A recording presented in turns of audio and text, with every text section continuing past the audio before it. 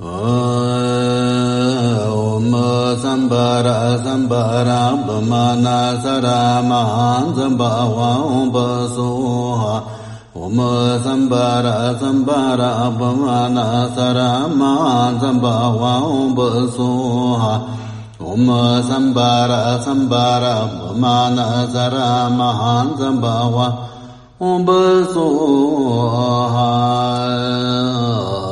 Sangji Chu Da Zo Jim Chor Nam La Shan Chu Var Da Da Na Jab Sa Cha Da Qib Jin So Ji Pu So Nam Ji Ro La Pan Chira Sar Ji Ra Pra Sho Sangji Chu Da Zo Jim Chor Nam La Shan Chu Var Da Da Na Jab Sa Cha Da Qib Jin So Ji Pu So Nam Ji Ro La Pan Chira Sar Ji Ra Pra Sho Sar Ji Chu Da Zo Jim Chor Nam La Shan Chu Var Da Da Na Jab Sa Cha Da Qib Jin So Ji Pu So Nam Ji Ro La Pan Chira Sar Ji Ra Pra Sho Sik Jim Do Jin Sang Dun Che Ja Jin Mai Shong Tu Je Sun Ji Chen Bu Tien Man Jiran Ji Tan Kam Ji Par Ji Ra Ba Ren Cho Sha Ji Do La Chang Sa Ra Lo Chang Sa Ra Ba Tang Cho Chang Sha Ba Tang Ji Se Ye Ra Ku Ra Jang Su Ra Ba Ye Ge Ba Chung Se De Qi Che Se Ba Tan Che De Qi Shan Che Che Ra Ngo Go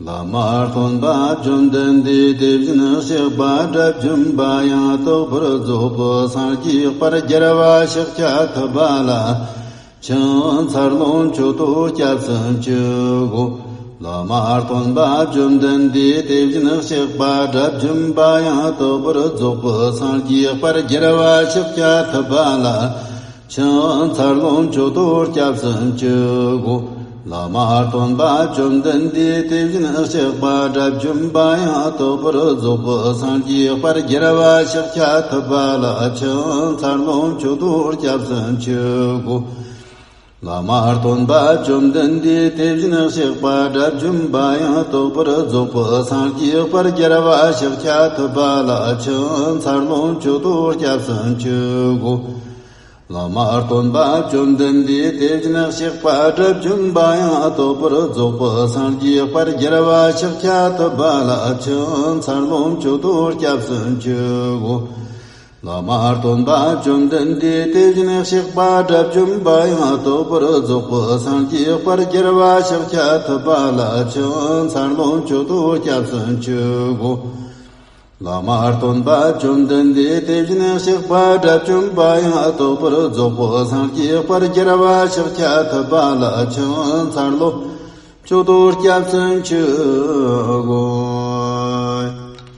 Om Mani Mani Mahamana Ye Soha Om Mani Mani Mahamana Ye Soha Om Mani Mani Mahamana Ye Soha Om Mani Mani Mahamana Ye Soha Om Mani Mani Mahamana Ye Soha Om Mani Mani Mahamana Ye Soha Om Mani Mani Mahamana Ye Soha Om Mani Mani Mahamana Ye Soha Om Mani Mani Mahamana Ye Soha Om Mani Mani Mahamana Ye Soha Om Mani Mani Mahamana Ye Soha Om Mani Mani Mahamana Ye Soha Om Mani Mani Mahamana Ye Soha Om Mani Mani Mahamana Ye Soha Om Mani Mani Mahamana Ye Soha Om Mani Mani Mahamana Ye Soha Om Mani Mani Mahamanaye Soha. Om Mani Mani Mahamanaye Soha. Om Mani Mani Mahamanaye Soha. Om Mani Mani Mahamanaye Soha. Om Mani Mani Mahamanaye Soha.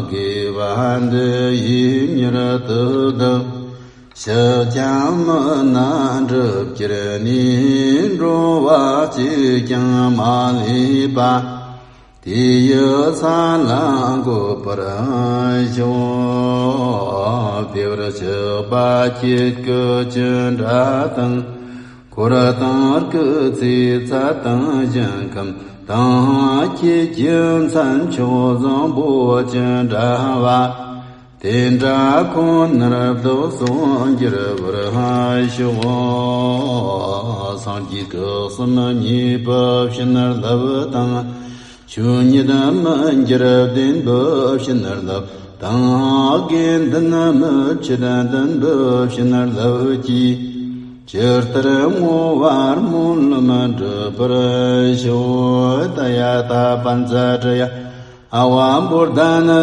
Soha Tomban Jirtana Kamsu Shun Batang Tanba Nyugo Vindo Sarava Tanzana Pondu Tarjan Jibayi Tanba Yarani Putrashi Sho.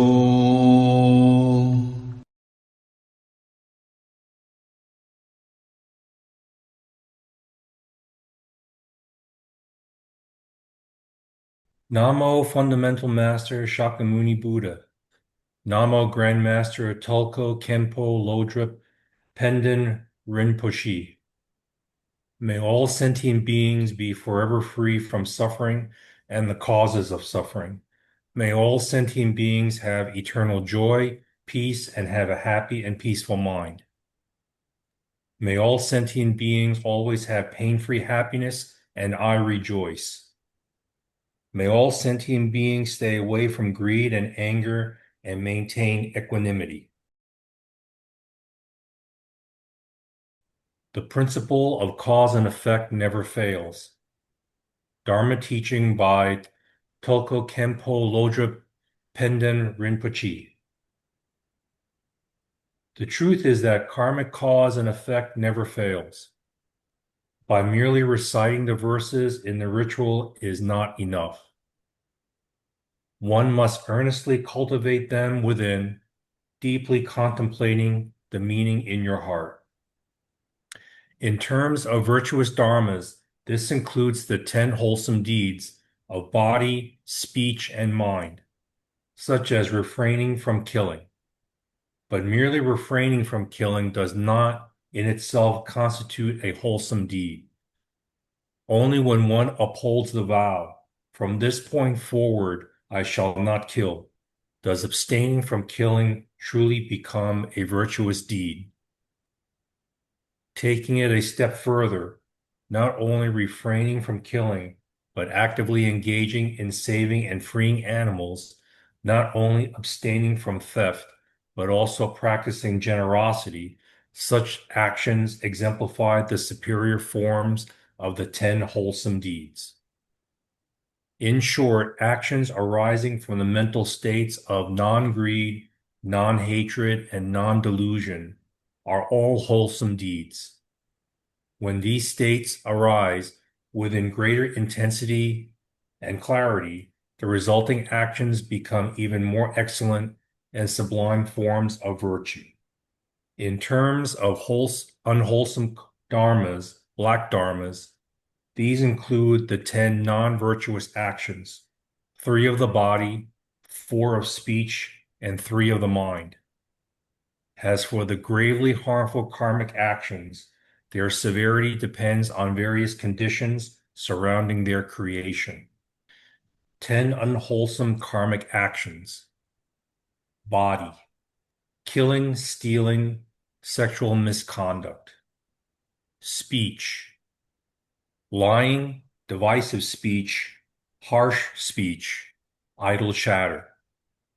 Mind, covetousness, ill will, wrong views. First, a grave object of action such as one's spiritual grandmaster, the triple gem, or one's parents in this life. Second, a powerful mental arousal such as intense hatred or other afflictive emotions. Third, the nature of the act itself.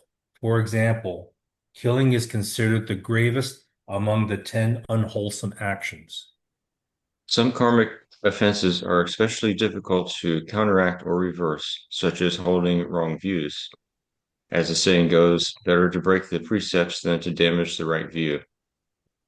From this perspective, the karma of wrong view is exceedingly grave. These 10 unwholesome actions must be thoroughly abandoned. Good deeds bring good results. Bad deeds bring bad results. The fruits of karma are real and unfailing. In summary, all wholesome and unwholesome actions yield 4 types of karma results: the ripened result, the result similar in kind, the dominant result, and the fictional result. Glossary of terms: ripened result. The future rebirth or life conditions shaped by one's karma, often manifesting in the next life, resulting in similar kind. The tendency to repeat similar actions or mental states due to karmic conditioning. Dominant result. External circumstances influenced by karma, such as environment, social status, or fortune. Functional result. The immediate efficiency or power of karma to shape one's behavior or experience in the present. Cause and effect never fails, but merely reciting the ritual verses by mouth is insufficient. One must earnestly cultivate them, but then deeply contemplating their meaning in the mind. The standard for realizing the unfailing nature of cause and effect is to develop deep faith in karma, to constantly reflect on its truth and uphold mindfulness and vigilance at all times, cultivating wholesome actions and guarding against wholesome ones.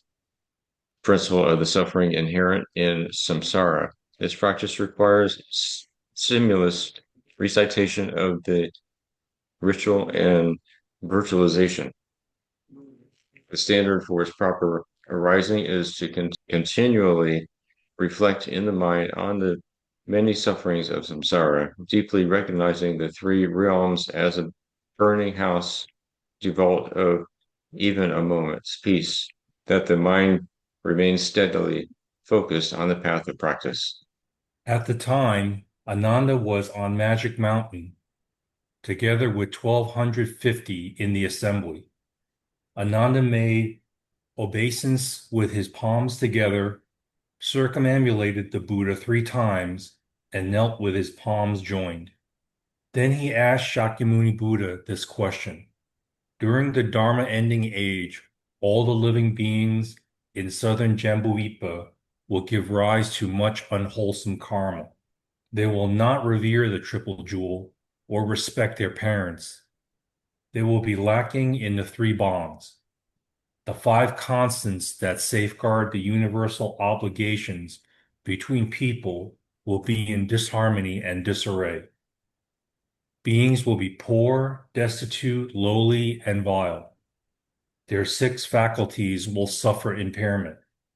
All day long they will engage in killing and harming. Moreover, they will not be of equal status. Some will be wealthy while others will be poor. What are the conditions leading to these various different rewards and retributions? We disciples pray that the world-honored one will compassionately explain each one of these for us. The Buddha told Ananda and the assembly of great disciples, "You should now listen attentively. Good indeed, good indeed. I will clearly set forth all of this for you. All men and women of the world, whether they be poor and lowly or wealthy and noble, whether they be undergoing limitless sufferings or enjoying blessings without end, are all undergoing the rewards or retributions which are due to causes and effects from their past lives. What should they do from now on? First, they should be filial and respectful to their parents. Next, they should reverently believe in the triple jewel. Third, they should refrain from killing and instead liberate the living. Fourth, they should eat pure vegetarian food and practice giving. These acts will enable them to plant seeds in the field of blessings for their future lives. Then the Buddha spoke these verses on cause and effect. Wealth and dignity come from one's destiny, from causes planted in lives in the past. People who hold to this principle, simple principle, will reap good fortune in lives in the future. Kind men and women, listen to the causes. Hear and remember this sutra's reminder of the causes and effects of karmic deeds in the past, in the future, and in the present. Cause and effect is no small care. True are my words, don't take them lightly. Why are some people officials at present? Because with gold they gilded the Buddhas in their past lives, long, long ago. It's from their practice in lives in the past that they reap in this life a rich fruition. The purple gown and golden cordon, the honored marks of higher office. Should you seek them, seek with the Buddhas, gilding the Buddhas in your own gain. Robing thus come ones, you robe yourself. Don't say it's easy to become an official. It cannot happen if causes aren't planted. What are the causes of owning a carriage and riding on palanquins? People like that were builders and menders of bridges and roads. Why are some people wearers of fine material? This is because in times in the past, robes they save as gifts to the Sangha. Sometimes people have plentiful goods. The reason, in fact, again, is quite fair. In the past, those people gave food to the poor. Others don't have food or drink. Who can guess the reason why? Because these people were plagued with a fault, stingy greed made them squeeze every penny. The well-to-do among us dwell in very tall mansions and vast estates. The reason is they gladly gave rice, lavishing gifts of grain on monasteries, enjoying blessings and justly prosperous are people who reap a fitting reward. In times now past, they helped build temples and saw that the Sangha had huts and shelters. Sure, some people's features are fine and perfect. Surely the reason for such rewards is that beautiful flowers they offer to Buddhas. Why are some people gifted and wise? In former lives, they ate pure food and remembered the Buddhas with mindful regard. Look at men whose wives are loyal. Their reward comes now for what happened before. Their conditions are strong in the Buddha's door. Some have marriages lasting and meaningful. Their happiness doesn't happen by chance. The cause this time is the hanging of canopies and streamers before the Buddhist statues. Some happy fellows, fathers and mothers, enjoy long lifespans, contentment, and ease. Where is the source for such rewards, such as these? They protected orphans in times now past and regarded all elderly ones as their own. Orphans must live without fathers and mothers, since before they shot down birds for sport. How does one get lots of children and grandchildren? By letting birds fly from their cages to freedom? In raising children, some really fail badly. It's because before they drown female infants, when barren, people won't bear any children. That's their due for committing promiscuous deeds. Some have long lifespans. Why are they lucky? Liberating creatures, they ransom lives. Have you seen how many suffer short lifespans?